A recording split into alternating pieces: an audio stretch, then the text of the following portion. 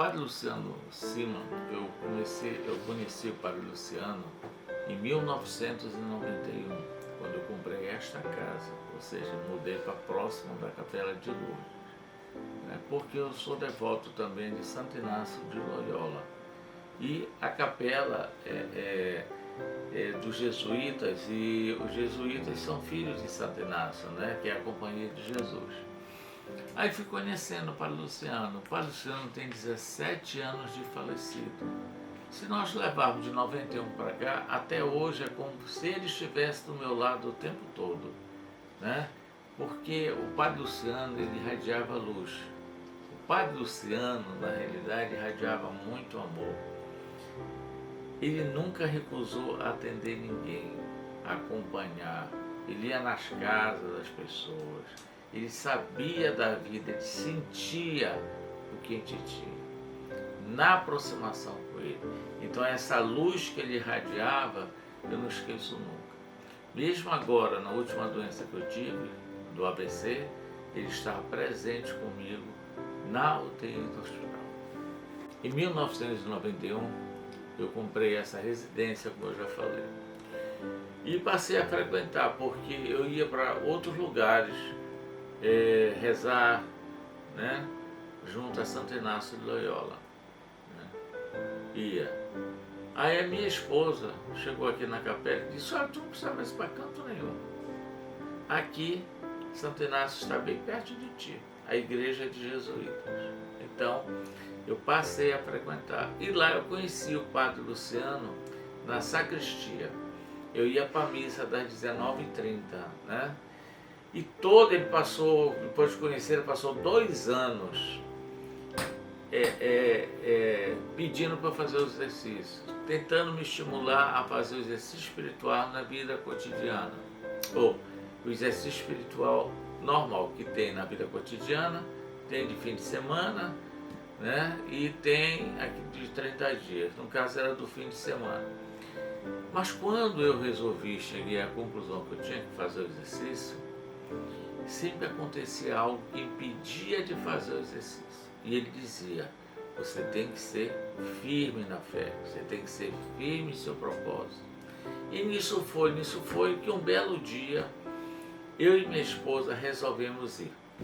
Mas meus filhos estudavam no Colégio do Carmo e eu levei eles no Colégio do Carmo. Cheguei lá, o carro não quis pegar mais. Deu um pau, não quis pegar. Aí eu peguei os meninos, peguei um táxi e fui para casa, né?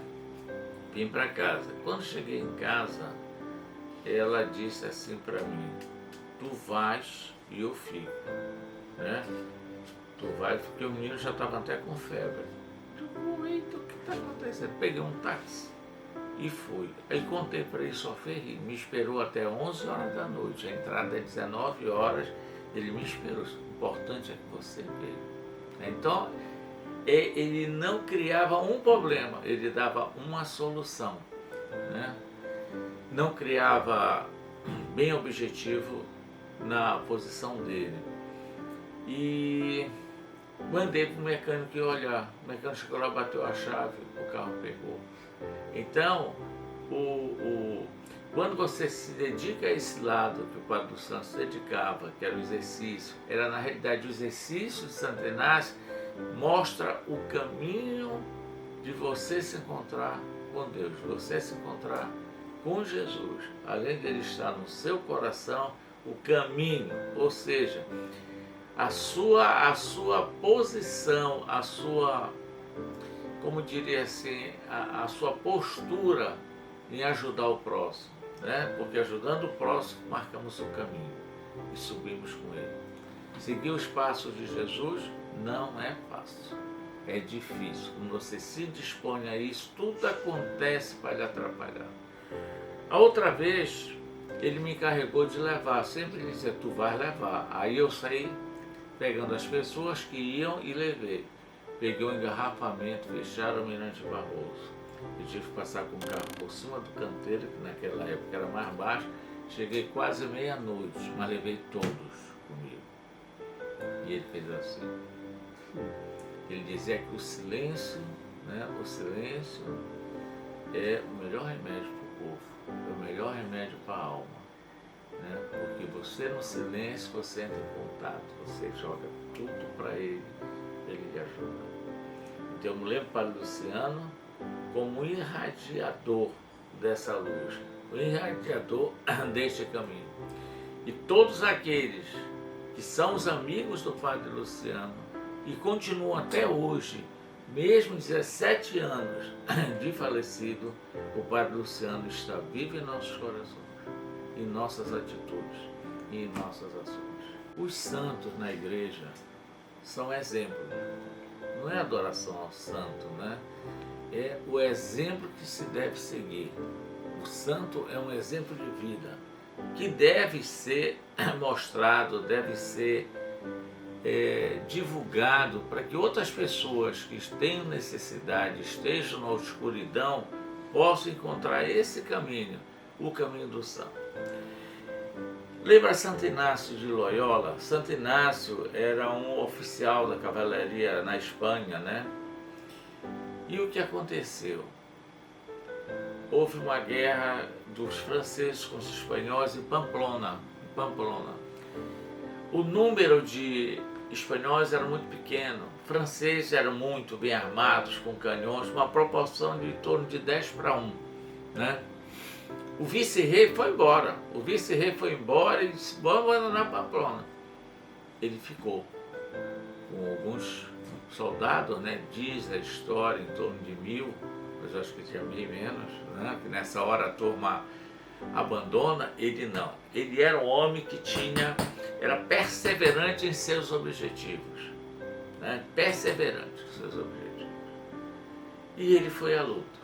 Mesmo os companheiros dele ali em volta, não, bora embora, porque ninguém tem como.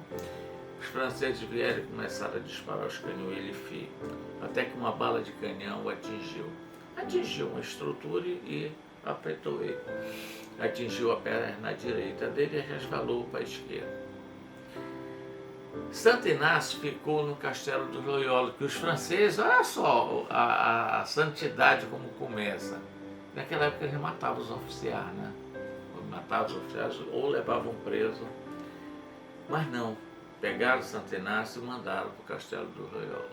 Lá não tinha livro de cavalaria, não tinha nada. Só tinha livro de santos, a vida de Jesus.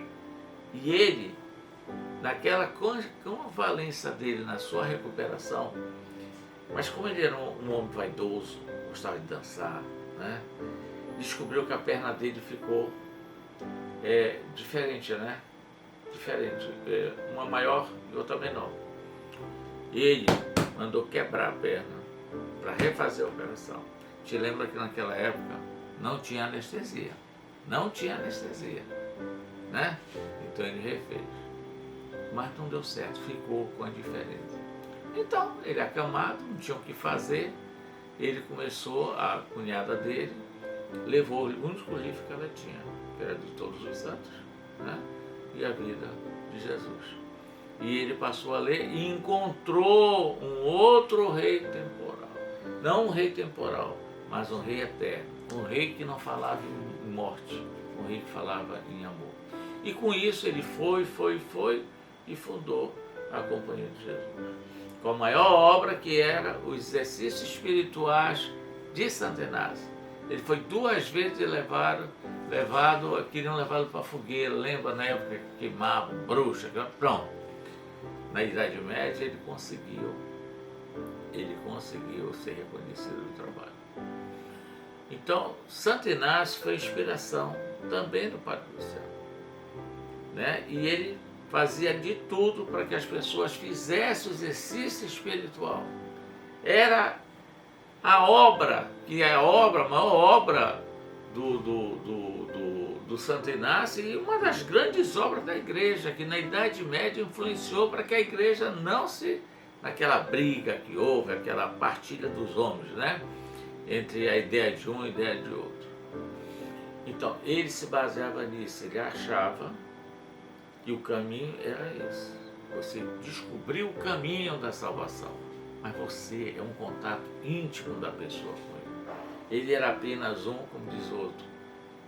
Ele lhe acompanhava para que você não fugisse desse caminho. Você estava saindo do caminho, ele trazia de volta, mas não atrapalhava o teu caminho com Deus, o teu caminho do encontro de Jesus. Então, ele, como devoto do Sagrado Coração e de Nossa Senhora de Lourdes, né, o Padre Luciano fazia esse encaminhamento através do exercício espiritual.